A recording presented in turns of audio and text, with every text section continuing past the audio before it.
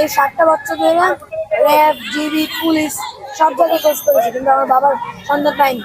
টাকা খায়, শুধু টাকা খায়, বলে যে ওদিক যান, ওদিক যান, ওদিক যান, ওদিক যান, কিন্তু শুধু যাই আর যাই, কিন্তু আমার বাবাকে পাইনি। আমি সেসব আমি সেসব 5 মাসে আসি, আমি কখনো আমার বাবাকে দেখিনি। ছোটবেলা থেকে ভিডিও আর পিকচারে আমার বাবাকে দেখেছি। সব আমার ফ্রেন্ডেরও বাবা আছে, সবার বাবা আছে।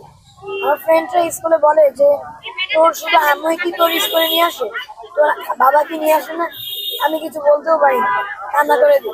আমার আম্মু 5 ওয়াক্ত নামাজ পড়ে, 5টা ওয়াক্ত নামাজের ভিতরেই আল্লাহর কাছে দোয়া করে যে আল্লাহ সোহেলকে ফিরিয়ে দেন, অর্থাৎ আমার বাবাকে ফিরিয়ে দেন, দোয়া করে আল্লাহর কাছে। আপনারা আপনারা আমার বাবার জন্য দোয়া করেন যেমন আমার বাবা ফিরে আসে। 4জন ব্যক্তি জিজিএফআই অর্থাৎ আয়নাগরের থেকে মুক্ত দিয়েছে। তো আমি বিশ্বাস নিয়ে এসেছি আমার আম্মুর সাথে যে যদি হয়, আমার আব্বু যদি এদিকে থাকতে পারে তাহলে মুক্তি পাবে। ফেব্রুয়ারি মাসের 14 তারিখে আমার বাবা নিয়ে এসে এসেছে। আমার বাবা বিজনেস করতো। জি, রাতে 3টা বাজে আমার বাবাকে শত শত র্যাপের পোশাক পরা, কিন্তু সরাসরি জানি না যে এটা কি র্যাপ নাকি, আমার বাবাকে ধরে নিয়ে গিয়েছে।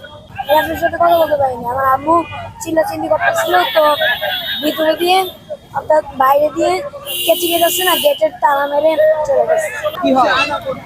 আমার স্বামী হয় 2012 সেপ্টেম্বরের 30 তারিখে ও আমাদের টঙ্গীতে ডিসিকে ব্যবসা করছে। ওর এক বন্ধু ফোন করছে, স্যাম্পল খাইবে বললে, স্যাম্পল খাইলে ফোন করে নতুন নতুন রেলগেটে নিয়ে গেছে। রেলগেটে নিয়ে যাওয়ার পরে 5টা পর্যন্ত ও পয়সা বন্ধু বান্ধব পয়সা কথাবার্তা বলছে, চাপান খাইছে শুনছি। এর মধ্যে রাত্রে 8টার মধ্যে মুখ ফোন বন্ধ।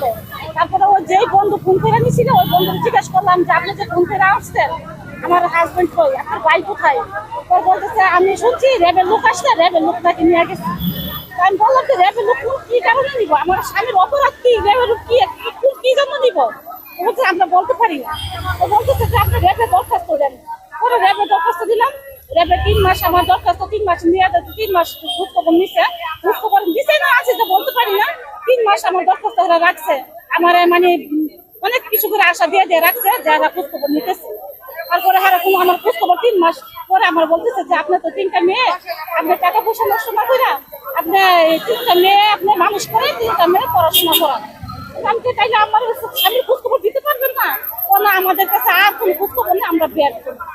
এই কথা বলার পরে আমার এই কিছু লোকের ঠিকানা দিচ্ছে যে এই লোকজনে আপনার মামলা দেন, এই লোকজনের মামলা দেন। পরে আমি কোথায় মামলা দেবো? আপনাদের টঙ্গী থানায় মামলা দেন। পরে টঙ্গী থানায় আমি জিডি করলাম, মামলা করলাম। পরে পুলিশের 9 মাস রাখছে আমার মামলাটা। 9 মাস রাখছে না, ওই বলতেছে আমাদের তো সময় নাই, আমরা অনেক কাজ থাকে আমাদের,